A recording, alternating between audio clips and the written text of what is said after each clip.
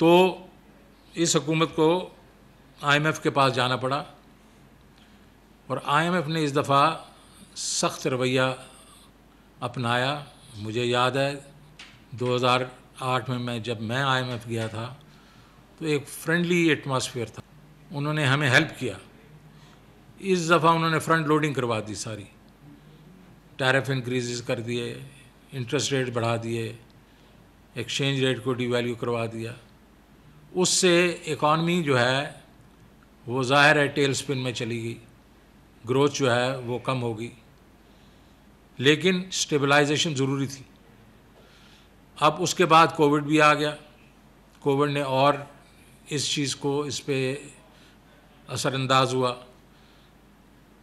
लेकिन I think prudent policies जो थी प्राइम मिनिस्टर इमरान खान की कोविड पे, उसने हमें बचाया इससे, क्योंकि टोटल शटडाउन्स नहीं किए, स्ट्रेटिजिकली इसको शटडाउन्स क्रिएट किए गए और उससे हम एक अच्छे तरीके से निकले।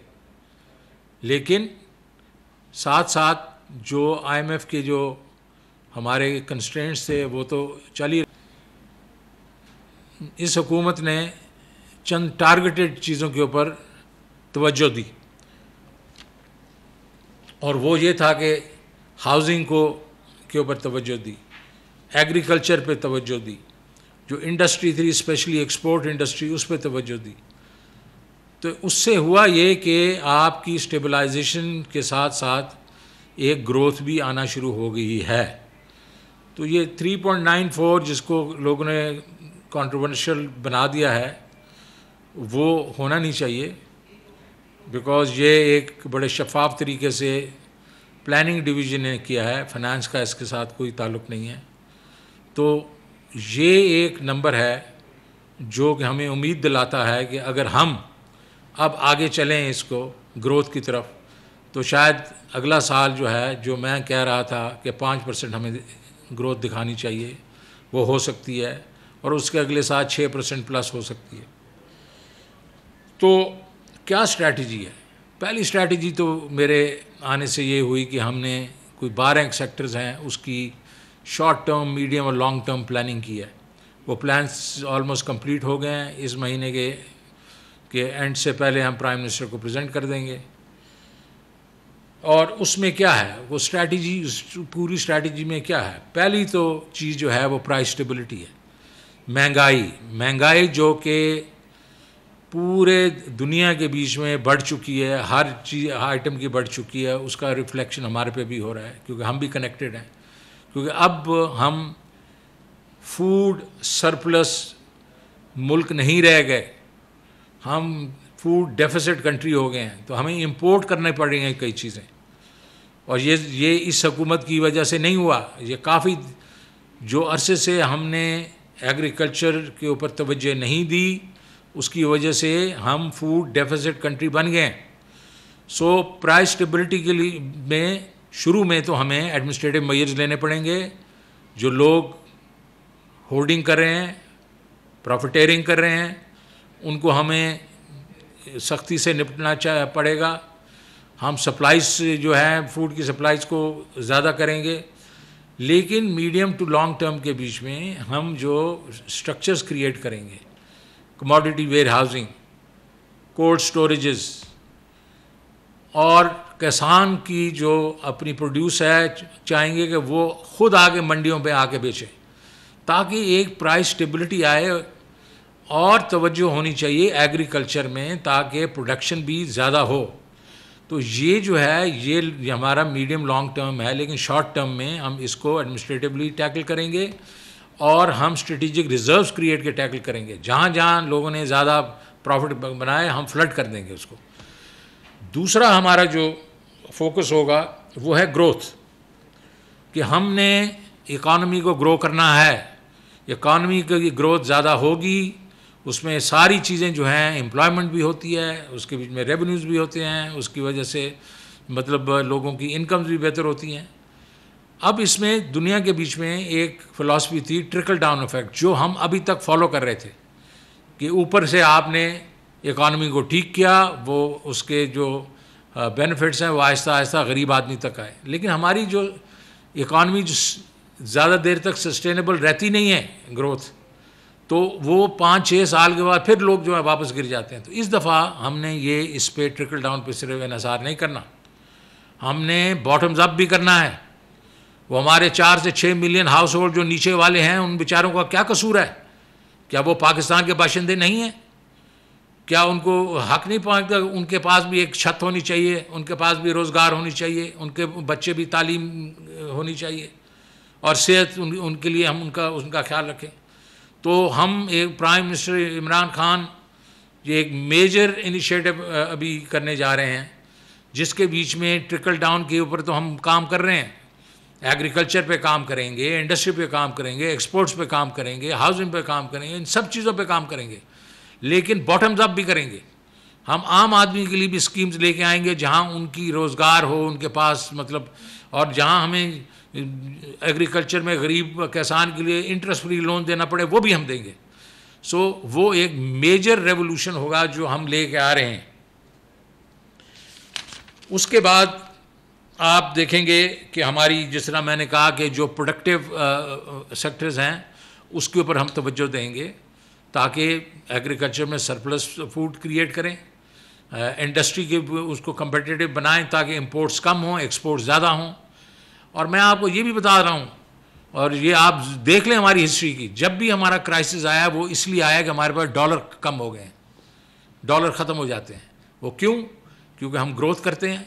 जब ग्रोथ करते हैं तो इंपोर्ट्स बढ़ती हैं, कंजम्पशन बढ़ती है, हमारी एक्सपोर्ट्स उसको साथ वो नहीं कर सकती, पेश नहीं कर सकती। तो क्या होता है? डॉलर कम हो जाते हैं और फिर हम एक क्राइसिस में चले जाते, फिर IMF के पास चले जाते हैं। तो इस दफ़ा हमें ये ज़रूरी करना है कि एक्सपोर्ट्स एक्सपोर्ट्स एक्सपोर्ट्स, और ये जो है इस वक्त तक जो हमें ज़ाहिर है हम लोगों ने जो एक्सपोर्ट बढ़ रही हैं, लेकिन और बढ़ाना है हमने। हमारी रेमिटेंसेस ने हमें इस वक्त तक सहारा दिया हुआ है, और ये मैं कहूँगा यकदम ये रेमिटेंसेस क्यों बढ़ना शुरू हो गई हैं, ये FATF का भी एक वजह है और कोविड की भी वजह है, लेकिन एक सबसे बड़ी वजह यह है कि overseas Pakistanis love Imran Khan. वो इमरान खान की वजह से पैसे ज़्यादा से ज़्यादा भेज रहे हैं। चलें, वो एक हमारे लिए इस वक्त तो हमें उसने संभाला है, लेकिन हमने एवेंचुअली एक्सपोर्ट्स बढ़ाने हैं। हाउसिंग को हमने करना है। क्या वजह है कि पाकिस्तान की मॉर्गेजेस जो हैं वो 0.25% ऑफ GDP हैं, और थाईलैंड 26 है, हिंदुस्तान 10 है, और मलेशिया 36 है। क्यों? तो हमें वो बढ़ाना है क्योंकि हर आदमी को हमने घर देना है। सो ये हम जब बढ़ाएंगे तो इससे जो है एम्प्लॉयमेंट बढ़ेगी, इससे जो है इंडस्ट्रियल ग्रोथ बढ़ेगी, और सबसे ज़्यादा जो 2-3 अहम चीज़ें हैं जो प्रायोरिटी में है वो है रेवेन्यूज़ बढ़ाने हैं। जब तक FBR के रेवेन्यूज़ नहीं बढ़ेंगे, हमारे पास रेवेन्यूज़ नहीं बढ़ेंगे, हुकूमत हमेशा मकरूज़ ही रहेगी और फिस्कल डेफिसिट जो हैं वो कम नहीं होंगे, और जो है प्राइवेट सेक्टर को क्रेडिट नहीं मिलेगा। तो रेवेन्यूज़ रेवेन्यूज़ रेवेन्यूज़ ये और एक बहुत क्रिटिकल चीज़ है जो हमने बढ़ाना है। फिर फाइनेंशियल सेक्टर में हमारा ख्याल है कि हमारा बैंकिंग सेक्टर बहुत एफिशिएंट है। अगर बहुत एफिशिएंट है तो ये क्या वजह है कि हमारी इस वक्त जो मनी सर्कुलेशन है, जो पैसे जो बैंकों में नहीं हैं वो 42% हैं। इसका मतलब लोग पैसे बाहर लेके बैठे हुए हैं। अगर हम इतनी एफिशिएंट हो तो वो कम से कम बैंकों में रखें ना पैसे, और कम से कम प्रोडक्टिव यूज़ हो उसकी, तो वो हम देखेंगे करेंगे। दूसरा ये है कि पूरे मुल्क से पैसे इकट्ठे होते हैं और 9 शहरों में खर्च हो जाते हैं 85%। ये नहीं होना चाहिए। KPK का अगर सेविंग्स है तो KPK में ही खर्च होनी चाहिए। बलूचिस्तान की सेविंग्स है तो बलूचिस्तान में ही खर्च होनी चाहिए। Similarly north Sindh, south Punjab, Azad Kashmir, हमने इसको ठीक करना है। सो ये सारी चीज़ें जो हैं ये जब हम ठीक करेंगे तो हमारा ख्याल ये है कि ये 6% ग्रोथ इंशाल्लाह होगी, लेकिन हमने इंक्लूसिव एंड सस्टेनेबल ग्रोथ करनी है। सब के लिए ग्रोथ होनी चाहिए, गरीब के लिए, मिडिल क्लास के लिए, अमीर के लिए एक जैसी ग्रोथ होनी चाहिए। और ये उस वक्त होगी जब हम ये फंडामेंटल अपने जो हमारे जो फॉल्ट लाइंस हैं इसको ठीक नहीं करेंगे। ये हुकूमत पहली दफ़ा बहुत अरसे के बाद जब से प्लानिंग कमीशन टूटा 60s का, अर्ली 70s में, उसके बाद ये एक बड़ी प्लानिंग एक्सरसाइज कर रही है, फोकस्ड है और उस पर अमल करेगी। शुक्रिया।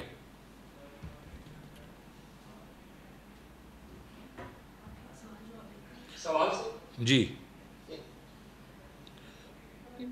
जी हजूर। Sir, Shahbaz Rana from the Express Tribune.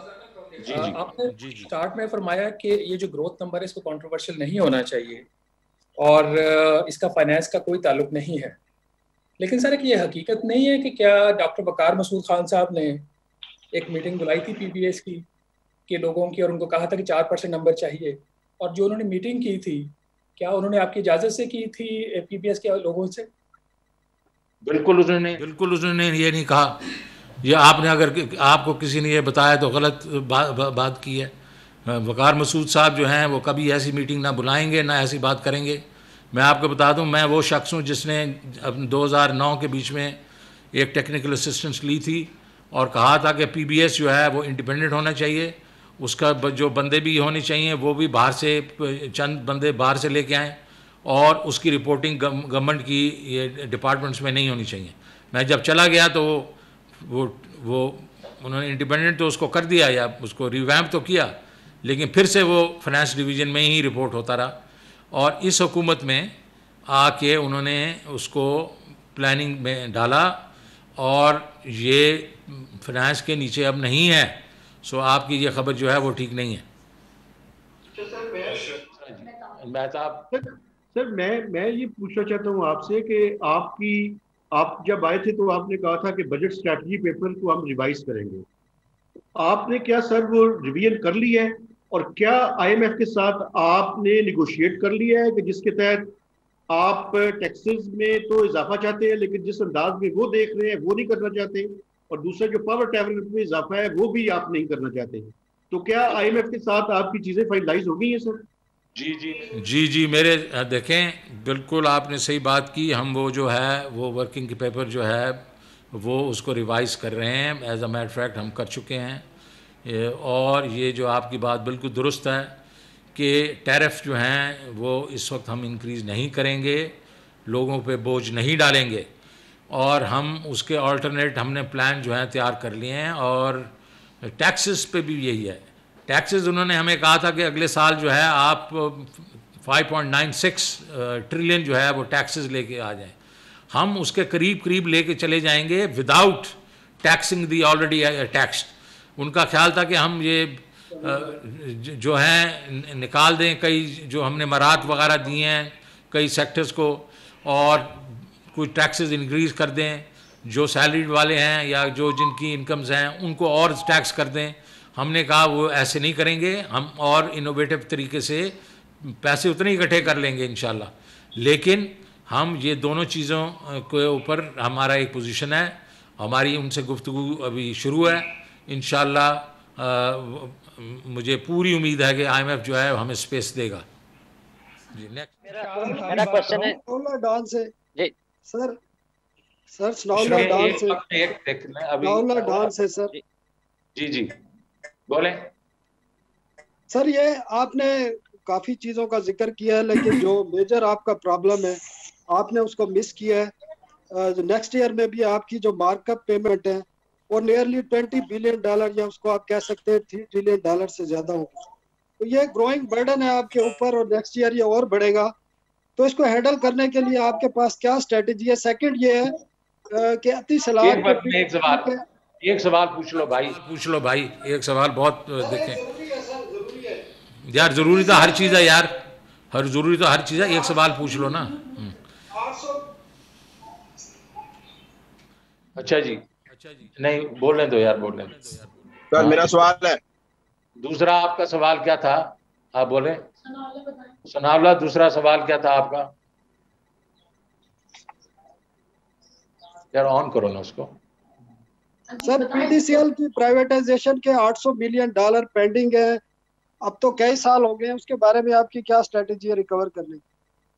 देखिए पहला बात जो है आपने जिसको कहा कि आपके पास पैसे किधर से आएंगे, तो एज अ मैटर फैक्ट यही तो मैं बात कर रहा था कि हमने रेवेन्यूज़ अपने बढ़ाने हैं, हमने अपने रेवेन्यूज़ बनाने हैं। हमारा जो इस वक्त जो डेट पेमेंट्स हैं वो काफ़ी ज़्यादा हैं, और वो ज़्यादा हुई बिकॉज हमने इंटरेस्ट जो है रेट्स बढ़ा दिए थे, और उसकी वजह से हमारे जो डेट बर्डन बढ़ा था।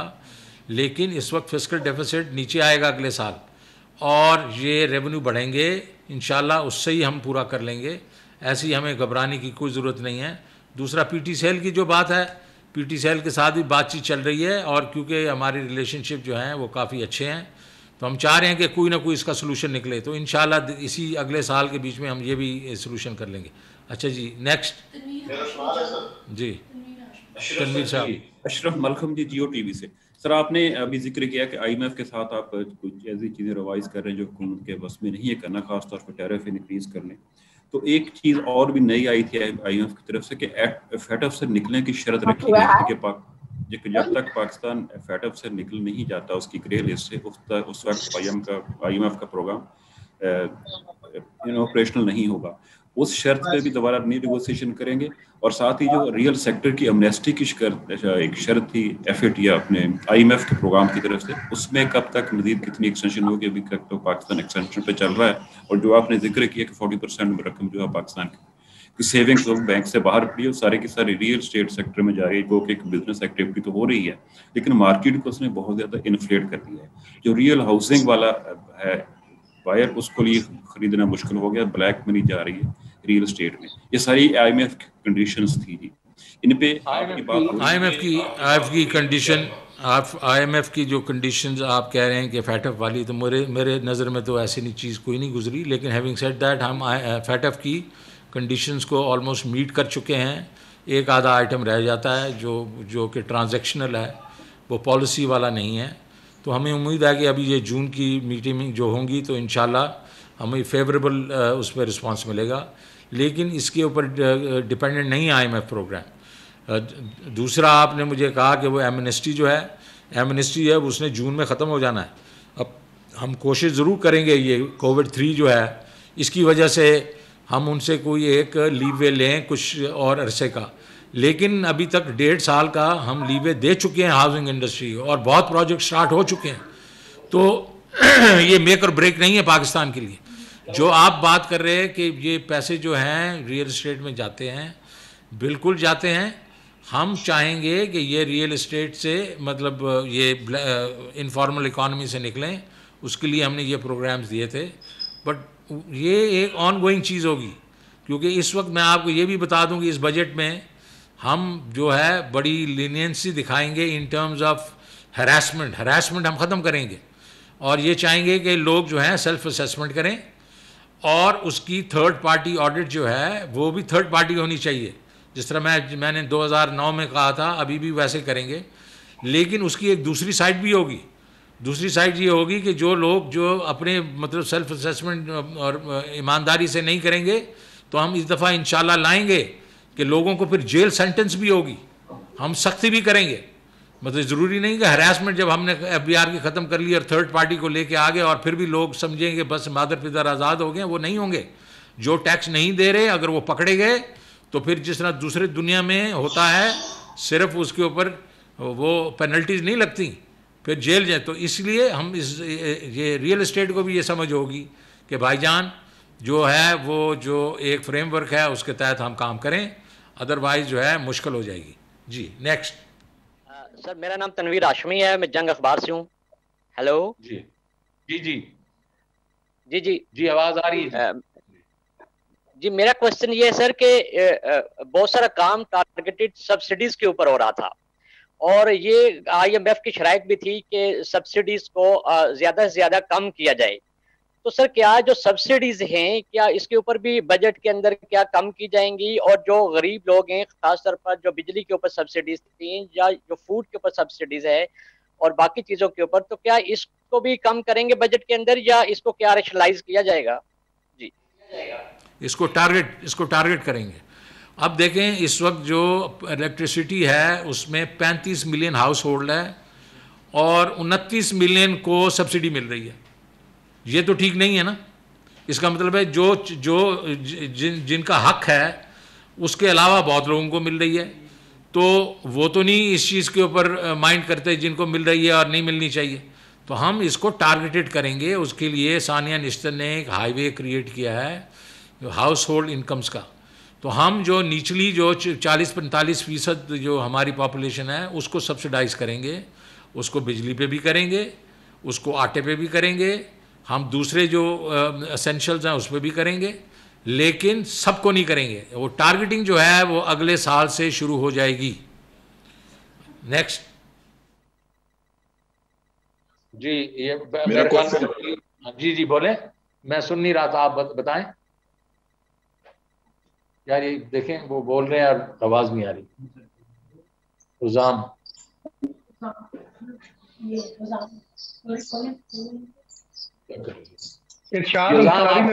मेरी आवाज, आपकी आवाज नहीं आ रही थी, आप फिर से बोल रहे हैं प्लीज। अब आ रही है आवाज तरीन साहब? आ रही है, बिल्कुल आ रही है। अच्छा, इरशाद अंसारी मेरा नाम है सर, मैं एक्सप्रेस से मेरा ताल्लुक है, एक्सप्रेस टीवी से। अच्छा सर, एक तो ये कि क्या ये अभी आप वर्किंग पेपर भी जो है वो रिवाइज कर रहे हैं, और बाकी भी अभी आप कल से मेरा ख्याल है कि IMF और वर्ल्ड बैंक के साथ मीटिंग करने जा रहे हैं, और बाकी बिजनेस कम्युनिटी और दूसरे स्टेक होल्डर्स से आपकी मीटिंग जा रही है। क्या ये सफिशिएंट टाइम होगा कि आप बजट जो है वो प्रॉपरली रियल जो है वो आदादोशुमार जो है टारगेट रख के जो है वो बना पाएंगे, या बजट जो है वो मजीद ताखीर का शिकार हो जाएगा, या उजलत में बनाया गया बजट किसी मिनी बजट के जो है वो पेशरफ नहीं होगी, इसके बाद मिनी बजट नहीं आएगा? तो दूसरा सर मेरा इसी से मुताल्लिक एक छोटा सा आपसे क्वेश्चन है कि ये आपने लास्ट टाइम भी ये आपको कराया जाता था कि आपने NFC अवार्ड दिया था, और उसके बाद से अबूरी NFC चल रहा है, और अभी तक जो है वो NFC शौकत अजीज साहब हफीज शेख साहब ने बनाया, लेकिन उस पर कुछ नहीं होता था। अभी फिर आप जो है वो वज़ीर खजाना है, तो क्या NFC पे भी कुछ करेंगे? क्योंकि सूबों का जो है वो इसमें बाद लोगों का ख्याल है कि पिछले NFC में कुछ आपने जो है वो फार्मूला बनाते हुए कुछ इसमें गलतियां हुई हैं सूबों के हवाले से, तो आप जो है वो रिवाइज करेंगे? नए NFC पे भी कोई चीज बातचीत होगी? देखिए जी, पहली बात तो ये है कि हम तैयारियां शुरू हैं। ये नहीं है कि अब हमने तैयारियां शुरू नहीं की। मैं थोड़ा सा ज़ाहिर है बीमार हो गया, लेकिन इस वक्त पूरे फुल स्विंग में है बजट की तैयारियां, और इंशाअल्लाह एक कॉम्प्रिहेंसिव, एक वेल थॉट आउट बजट हम देंगे जिसमें out of the box solutions होंगे, और वो जो है जून के अवाइल में ही हम इंशाल्लाह दे देंगे।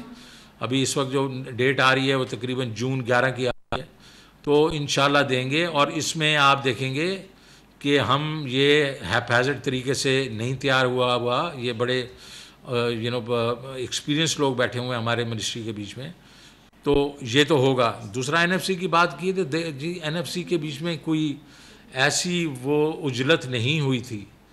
आपने 50-50 था आपका, सबवेंशन मिला लें, आपने डिवॉल्व की थी बहुत मिनिस्ट्रीज़ प्रोविंसेस को, और वो उसके एडिशनल पैसे दे दिए गए थे उन लोगों को।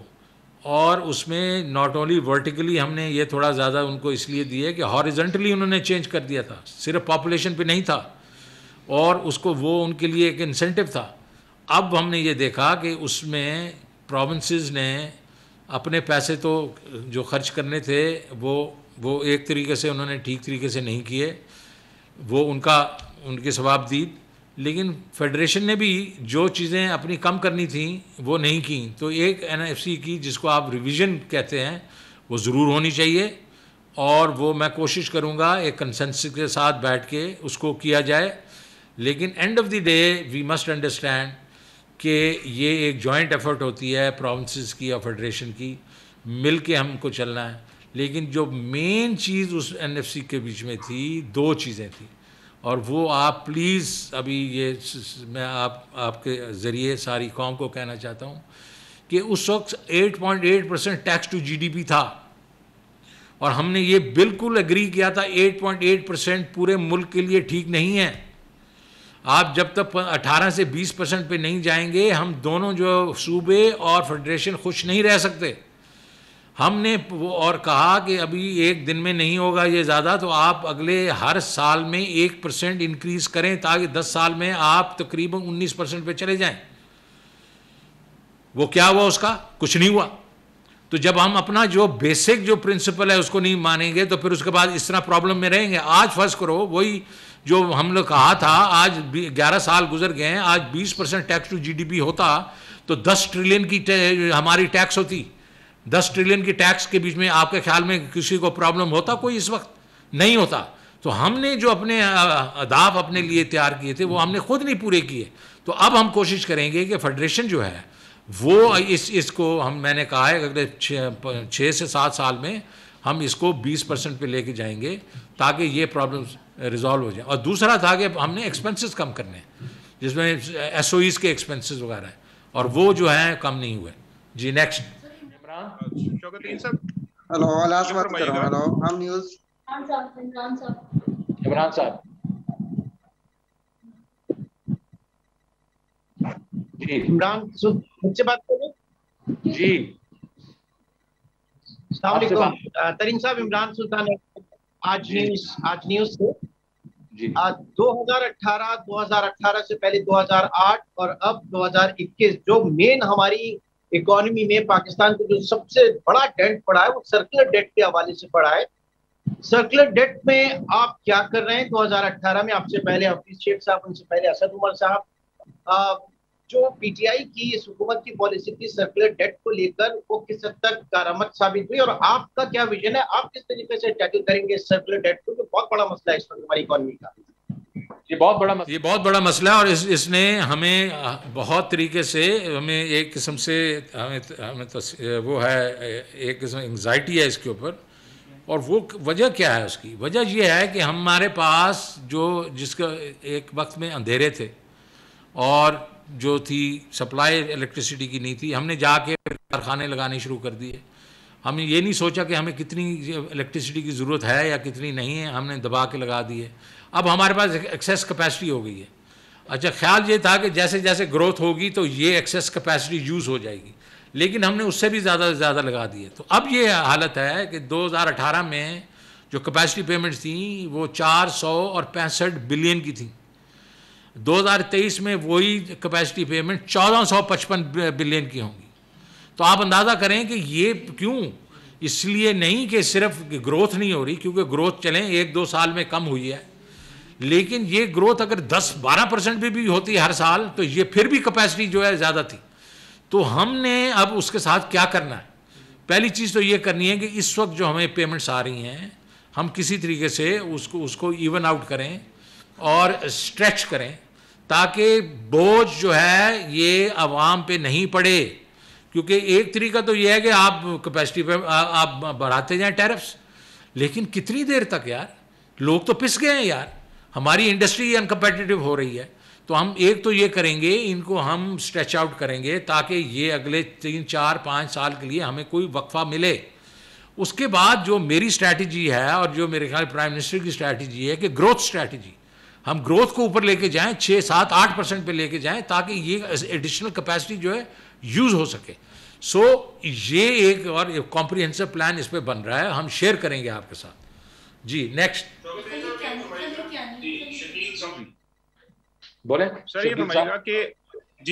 ये फरमाइएगा कि फैटफ की एक तलवार हमारे ऊपर लटक रही है। जून 2018 से हम एफएटीएफ की ग्रे लिस्ट में हैं। हमने एक्शन प्लान काफी हद तक मुकम्मल भी किया है, लेकिन आप नहीं समझते ये पॉलिटिकली मोटिवेटेड किस्म का एक डिसीजन है? और इस बार जून में जो मीटिंग होने जा रही है, आप समझते हैं कि हम फैटफ की ग्रे लिस्ट से बाहर आ जाएगा पाकिस्तान? देखें, इस दफा मैंने आपको कहा हमने सारी कंडीशनैलिटीज पूरी कर दी। 1-2 ट्रांजैक्शनल हैं और वो मैं एलैबोरेट नहीं करना चाहूँगा इस वक्त, लेकिन हमें उम्मीद है कि इस दफ़ा हम जून में हमारे पास जो केस है वो बहुत स्ट्रॉन्ग है कि हमें निकलना चाहिए। लेकिन आपकी बात बिल्कुल दुरुस्त है, ये पॉलिटिकल है, इसमें एलिमेंट है। हिंदुस्तान जो है वो कोशिश कर रहा है दूसरों के थ्रू कि वो हमारे पे प्रेशर डाल सके, लेकिन हम भी हमारे भी कुछ दोस्त हैं, हम उनके थ्रू जा रहे हैं और कह रहे हैं कि देखें हमने तो सारा कुछ कर लिया है। तो इंशाल्लाह उम्मीद है कि ये हम फैटफ से निकलेंगे। जी फलीक तरीन साहब। जी सर। जी सर जी, एक चीज तो ये पूछनी थी कि ये जो जीडीपी के ऊपर जो कंट्रोवर्सी चल रही है, इसमें मिनिस्टर फॉर एनर्जी तो डिफेंड करने के लिए आते हैं और आप भी आते हैं, जिनका जैसे आपने कहा कि जो डायरेक्टली कोई ताल्लुक नहीं है, लेकिन जो कंसर्न मिनिस्ट्री है प्लानिंग, जिन्होंने इस मिनिस्ट्री को इस सारे चीजों को कोऑर्डिनेट किया, वो अभी तक इसको डिफेंड करने के लिए नहीं आ रहे। तो क्या आप चाहेंगे कि वो सामने आए और अपने नंबर जो है उनको डिफेंड करें, नंबर एक। और नंबर दूसरा सर, आप ये कहते हैं कि जी हम रेवेन्यू की एक सिचुएशन है, जितना हम बढ़ा सकते हैं उतना ही बढ़ाएंगे। साथ में जो पावर कंपनियां हैं उनके जो लॉसेज है वो तो अपनी जगह आपने जिक्र भी कर दिया कि जी कैपेसिटी पेमेंट्स कितनी है, और उसके साथ सब्सिडीज भी हैं, डेट पेमेंट सर भी है। तो हमारे पास जो एडिशनल क्वेश्चन आप कहां से क्रिएट कर रहे हैं कि हमारा डेफिसिट जो है वो 6.5% का जो टारगेट आप रख रहे हैं वो मीट हो सके। देखिए खलीक, आपने एक दो चीज़ें कही हैं। पहली बात तो ये है कि मैंने एक तो मैं बीमार था तो मैं इसलिए नहीं आया, लेकिन जिस तरह आपने बिल्कुल सही दुरुस्त फरमाया कि ये मेरी मिनिस्ट्री के नीचे PBS नहीं आता, लेकिन असद उमर साहब ने भी कल एक ट्वीट कर दिया है, उन्होंने मेरे ख्याल में एक स्टेटमेंट भी दी है, लेकिन मैं उनको अर्ज करूँगा कि he can come to the press and talk about it, क्योंकि हमें किसी चीज़ को छुपाने की ज़रूरत है ही नहीं। आई थिंक जो मुझे पता चली है प्रोसीडिंग में, मैं तो इस हद तक जाऊँगा कि यार किसी को अगर शक है तो आके नंबर्स देख लें। ये तो हमें, इमरान खान तो वो शख्स है जिसने न्यूट्रल एम्पायर्स लेके आया था, उसने कहा था, और नॉट ओनली कि अपने मैचेस में लेके आया था, उसने दुनिया में न्यूट्रल एम्पायर्स करवा दिए थे। और मैं वो शख्स हूँ जिसने कहा था कि PBS जो है उसको इंडिपेंडेंट किया जाए। तो अगर हमारे दोनों की मौजूदगी में ये कैसे हो सकता है कि हम मैनिपुलेट करेंगे नंबर्स? तो आई थिंक मैं असद साहब को कहूँगा कि वो आएँ। दूसरा, आपकी जो बात देखें, मैं आपको कह रहा हूँ हमने 1 ट्रिलियन से तो वैसे ही रेवेन्यू बढ़ा देने हैं, और दूसरा ये है कि सब्सिडीज़ जो हैं उसको हमने टारगेटेड करना है। इसका मतलब ओवरऑल सब्सिडीज़ को कम करना है, ज़्यादा नहीं करना। तीसरी चीज़ आपने कहा कि ये इसके लॉसेस वगैरह जो हैं वो तो ज़ाहिर है इसके जो लॉसेस आएंगे वो सर्कुलर डेट के बीच में ही आएंगे। हम सर्कुलर डेट की मैं जो आपको बात कर रहा था कि हम इनकी टेन्योर्स हम स्ट्रेच करेंगे, हम सर्कुलर डेट को बढ़ने नहीं देंगे, लेकिन ये भी ना आप समझेंगे सर्कुलर डेट जो है अगले साल में वो ड्रामेटिकली कम होना शुरू हो जाएगा। ये जो है ये over a period of time कम होगा, और वो ही गुफ्तगू हमारी IMF से होगी। जी नेक्स्ट। जी अब कौन? शहबाज साहब आप फिर आ गए। छोटा सा फॉलो अप, आप फरमा रहे हैं कि नए टैक्सेस आप उस तरह नहीं लगाएंगे, लेकिन साथ आप ये भी फरमा रहे हैं कि जो IMF का टारगेट है उन्होंने एक आपको प्लान के अंदर दिया वो 5,963 अरब का, तो उसके करीब करीब आप रहने की कोशिश करेंगे। आपकी जो नॉमिनल GDP शौकत तरीन साहब अगले साल का अगर 5% ग्रोथ होती है और 7% आपकी इन्फ्लेशन होती है तो 12% बनती है, जबकि ये जो टारगेट है इसको हासिल करने के लिए आपको 20% प्लस की ग्रोथ चाहिए। तो ये जो गैप होगा, जो भी आप टारगेट रखते हैं, नए टैक्सेस नहीं लगाते, तो ये तो फिर थ्रू आउट आपके ऊपर एक अननेसेसरी प्रेशर नहीं होगा? क्या आप एक रियलिस्टिक FBR का टारगेट जो कि अचीवेबल हो इन मौजूदा हालात के अंदर, आपको क्या उसकी कोशिश नहीं करनी चाहिए? और सेकेंडली, जिस तरह आपने फरमाया बिजली की कीमत आप फरमा रहे नहीं बढ़ेगी, लेकिन वफाकी काबीना ने सर्कुलेशन के जरिए एक जुमे को समरी मंजूर कर दी, आपके पास भी आई होगी, कि जिसके तहत वो जो टैरिफ इंक्रीज होगा क्वार्टरली, वो ₹1.72 फी यूनिट जो प्रपोज था वो आप अक्टूबर से कर रहे हैं, लेकिन उसमें एक खत्म हो जाएगा और दूसरा लग जाएगा। लेकिन जो प्रिंसिपल था आपका कि मजीद इजाफा नहीं करेंगे, वो प्रिंसिपल तो यहाँ पे कंप्रोमाइज नहीं हो रहा क्या? Thank you. अच्छा देखें जी, आपने पहले बात की रेवेन्यूज़ की, आप देखेंगे हम इनोवेशन लेके आएंगे। हमें इस वक्त टेक्नोलॉजी यूज़ करनी है, हमने टैक्स को ब्रॉडन करना है, हमने पिरामिडिंग नहीं करनी, हमने और लोगों को लेके आना है। और आप देखेंगे हम रिटेल सेक्टर के बीच में इनोवेशन लाएंगे, जिसके बीच में ये नहीं होगा कि हम मतलब लाठियाँ मारेंगे लोगों को, हम इंसेंटिवाइज करेंगे लोगों को वो सेल्स टैक्स दें। और आप देखेंगे हम इंशाल्लाह प्रोग्राम्स लेके आएंगे जो हमने सिर्फ ये नहीं है कि हम शुरू कर रहे हैं यहाँ, वो ऐसे प्रोग्राम हैं जो और मुल्कों ने किए हैं, तुर्की ने किया है, कोलंबिया ने किया है, बाकी चीज़ों ने जगहों में किया है, तो वो हमें एडिशनैलिटी मिलेगी। आपकी बात बिल्कुल दुरुस्त है, हमें 20% ग्रोथ दिखानी पड़ेगी हमारे रेवेन्यूज़ में, और इंशाल्लाह करेंगे वो। दूसरी चीज़ आपने जो बात की, हमने कहा था हम टैरिफ इंक्रीज़ नहीं करेंगे, ये सब्स्टिट्यूशन है, 8 पैसे सिर्फ इंक्रीज़ होगा। ये हमारा एक लॉ बन गया है, ऑटोमेटिकली नेपरा के जो क्वार्टरली हैं वो हमें करने पड़ते हैं, उसको कॉम्पनसेट करने के लिए हमने दूसरी जगह से कम करके, तो we are not increasing the tariff, ये हमारा वादा है और ये वादा रहेगा। और इंशाल्लाह इमरान खान का ये वादा है अवाम के लिए कि हम ये जो महंगाई है ये टैरिफ्स के थ्रू, आपने देखा कि हमने पेट्रोल प्राइसेस जो हैं, ये जब से मैं आया हूँ मैंने इंक्रीज़ ही नहीं की, मैंने जो PDA जो पेट्रोलियम लेवी है उसको कम कर दिया है, सेल्स टैक्स कम कर दिया है। क्यों कर रहे हैं ये हम? हालांकि IMF नहीं चाह रहा कि ये करें, वो तो चाह रहे हैं कि ज़्यादा हो, लेकिन इसलिए कि हम अवाम के ऊपर बोझ नहीं डालेंगे। Okay, thank you very much gentleman, thank you.